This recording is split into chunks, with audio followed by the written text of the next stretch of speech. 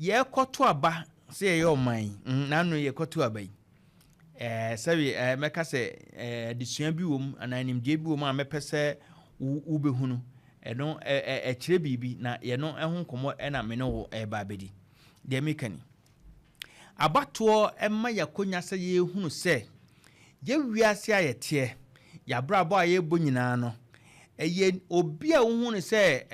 ordinary person obi a meka se nka beka se onye obi a wa brabo a obo tim ye pa ya me no kono enye nsemfo kakra bi enso hia adwene se obadwene akọ akire ya brabo aye bo wiase ye bibia ye bia no eye se anase se koto aba ma yakonya me aka se bibia ye wiase no ana brabo aye bo bia no eye se enipa bia beka se omunye obia sa nipa no odwene yie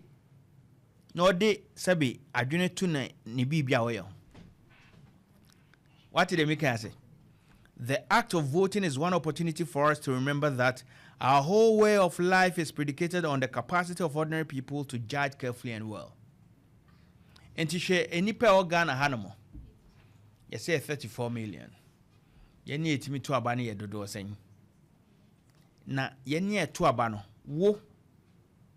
ye muba kupe. Yen share near to about say 15 million, and I say 8 million and 12 million. Nipa dodo to abani nyina no yen fa ne se Ghana fo nyina. Sebi o manu osumuna mu. Ghana fo nyina ye nyansa enuwo. Una Ghana ha nyina bia we nyansa ni pa anti. Una nke Ghana ye jabi bia ma nka betimi a kire se yentuma John Dramani Mahama na se yentuma Dr. Mahmoud Bawumia. Ba enye wo nkwa na wo Ghana ha. Ena enye wo nkwa na atimi to aba. Enti ojansa fo na okase no se yakoto aba yakonya eka yense ya brabo nyina eye nipa bia ana akofa nipa bi mu ho a obeka se oye ordinary onye obia na empempi no nipa ye buom se omunye obia no se de ye ne be ye a eye sesa nkofo no adwini nyansam no mutu sa na mon se eye nyansa na mon eno ntiwe de abato ba yakofa democracy yeno na a system of governance yeno na de buoman ba uoman mu ba abato a ana yakoto aba no nana adodankwa akufo ado hweba bia papa yi nimfia akoduru hwe edema wa famu meka so ye Ghana mampanyini onyansafo enso yesi ni vote eye 1 ba kope Dr. Mahmoud Bawumia hwe nim dia wo de wo sua dia koduru experiences wo yesi ni vote eye 1 John Dramani Mahama hwe nim dia wo experiences wo in the political career de wo hunu de wo hia yesi the vote eye 1 together with wo so won ne nyina mu vote pepe 1 ba wo ebi kra assemblyman kra wo nyina bida ebi kra wo ko school kra na class captain kra wo anya bida enti e ba kan nisem ne mpanyindi a wonnim hwe ebi kra wo so adwumadwum kra wo nya master unye sabe manu osumna unye obia ba yesi wo ne no enyina no mo 1 vote obia wo 1 vote yano no o kase yenka hu se abrabo ne bibia yenim wode abato ototo ho akire se ye wiase ye bibia bebia ehye nkrofo bia yebuom se omunye obia no yano nti ena ubu hu se wo yenyansani bebrebe aduru abato a sabi nipa abu ne se wonim hwe no wo nyansani no to ababa akwa na sabi de onim hwe na so beka se onye obia no na ne de na twa wodie num echese unsu unye obia echese unsu unye obia yanu nti edru abato a wo vote no se wo mpe John Dramani Mahama toma no ho a won so toma de opa munyina obia anya obia meme toma de mepe won so ato ama de ope but John Dramani Mahama onimwo Dr. Mahmoud Bawumia onimwo mijiri se what de make ase John Dramani Mahama enimwo Dr. Mahmoud Bawumia enimwo Kwadwo Kyerematen enimwo ba omu nya 11 votes ana omu ne free se omu nim nyansa omu wonim de omu betimi abu oman nti omu abegina se ntoma omu beto ama omu pe I hope so be beto ama no because I mean that's how it's natural yen fa so be ato ama de ope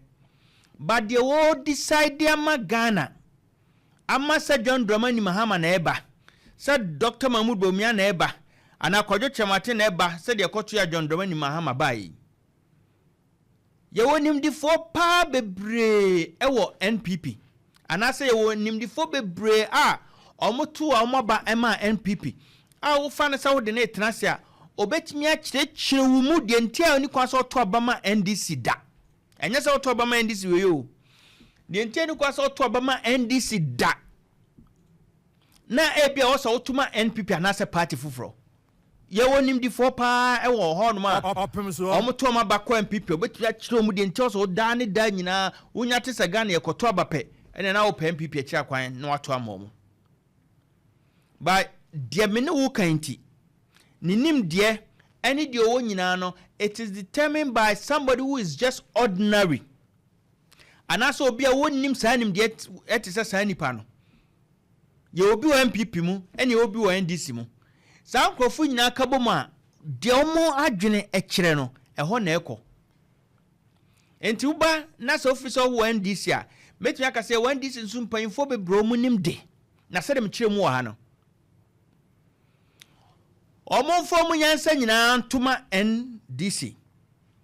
ye wo other people a ebia NDC ni be unse or your ordinary person sao nim dia ebia NDC ni panyi wewe uma ne kwan a obetimi a kyerɛkyerɛ mu Armed Forces Revolutionary Council ba bia NDC free ba PNDC a kyerɛ mu de ntia wonya te sɛ ekoto aba pɛ wo so otoma NDC ni kwa so otoma party bia Opemsuo sani nim de nyina no o 1 vote ye obi nso do crack myself kra wontimi ntwero myself kra bi wontimi ntwero enso 1 vote enti wa wo so ye professor wo nim de nyina wonim ayi nyina no woni do crack wontimi ntwero myself no mu nyina mu 1 vote wona wo ye professor no hu do crack wontimi ntwero myself wontimi ntwero ni dia you refer to him as ordinary person as ordinary Ghanaian wopa ye professor mienu na sabi enya timbo koso form yensa na professor mienu mu na munim nyansa mo ntonkofa na timbo koso form yensa nso ntonkofa ye bekwa koyi opanyina wo ye timbo koso sanse timbo koso form de omo pe no no ena omo de na ma yensa na tie Opemsuo enti de no wakani the act of voting say yakoto aba no is one opportunity for us to remember that our whole way of life is predicated on the capacity of ordinary people. But the most important thing is to judge carefully and well. And to say, ye koto abani ebetumi ato abanya yi anya omampanyini papa. Ye koto aba na ye betumi ato aba anya de obetumi aboa oman ya enya omo so omabin eti brofo akese akọ school no nko na betumi ayesa adwuma na mayen ye won krofo bia wo beka se bia wono de wo ye ordinary person sabi ufri se wo de wo akọ school ono anko school wo wa ye yie wo sika bi onika preni san krofo ni nyina no omo pa na determine de obeba besina who de sa Opemsuo so abin na adansa ato na oto aba na ono so se ba bia wo nye ho no pe enti san krofo no enna se ye wo bibika wo bibi dwene wo bibi kira ne de ani hwe ho ama ehu se bi nyansa bi ananim de bi na o so hu na ye behwe se mu behu no san say they have to judge right, they have to judge well. Enti de me kan besini so ufri sa oto oman mu de wo sika wa ye yie ye no nti the ordinary Ghanaian no ne unhia wa the American season say, and ya won't qua and I'll bet me a tana, I'm on money my ye, and I will ye away ye no nebemo be ye, a jina sanko for so. Ya no tini a movie, ya babetran mani and ya brese, me who the entire politician be, ya to Obama no, now a work capacity, say be obey ye health system, right? Now 1 year ye. Nana adwen so ono ne de o sika or diplomatic passport or access to international healthcare inti the home fa no ho dodo no say ne yire da busua na odom kọ abrochire pa o susu say ono ne de wa wie ba ni ru afi say there's ordinary Ghanaian bi a e bi kra won support o party na wom na ma wanya tumidi yesa no ono ne judgement ni say usu wosika ba ompel entimeto atiawo usu wosika wo ya arrogant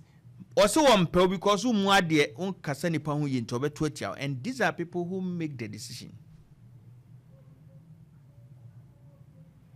opa wo bon ho modern ati say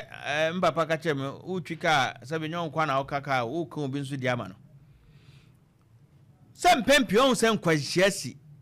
na bia obi afirimu driver bi na obi di car kobo ni diem anko ono ade enko gina baabi ono ade bi kura won ko speed ono akura de bia wonye enko wonye bibia de nkwanhia beba ba said the maker no our whole life our way of life is predicated on the capacity of ordinary people to judge carefully and well. Yanu nti na tore bia ordinary person na o kaka no tore bia wanjini adwempa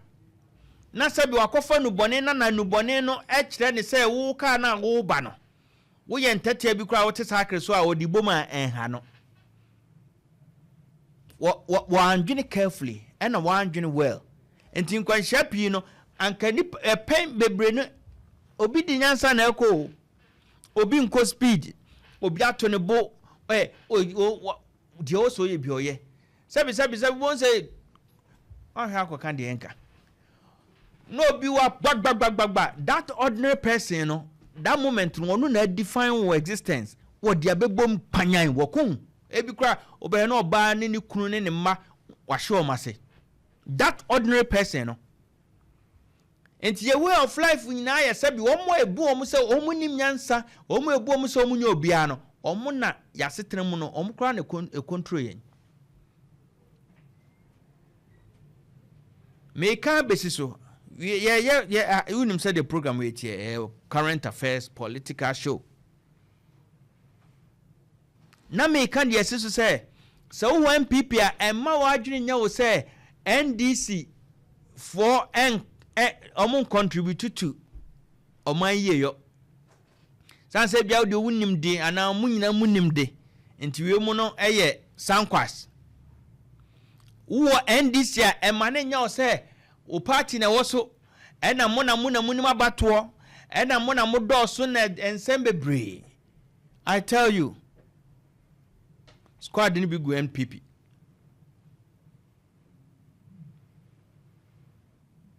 yanu nti na etwi ka se sebi kwase ni ti ana agoragu na eden na anka obi ani ate a agora yedie bigu ade anyansafo ni agoro ba obi di na adwene sisi obi enti sa nipa na wo hu ordinary person no sa na ni beti afede osisi na nzisi nti yese kwase ni ti ana agoragu awi da make actually ye omanchichire nti na ayeti ya no mo na ye chichire oman ya there's nobody like ordinary person just when we think somebody is ordinary just when we think say somebody